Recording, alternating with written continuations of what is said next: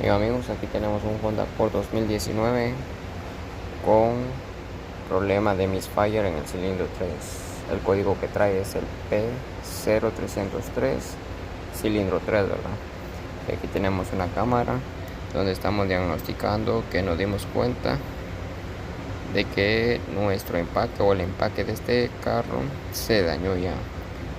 Tiene una pequeña fuga de agua y esa es la causa del misfire en el cilindro 3.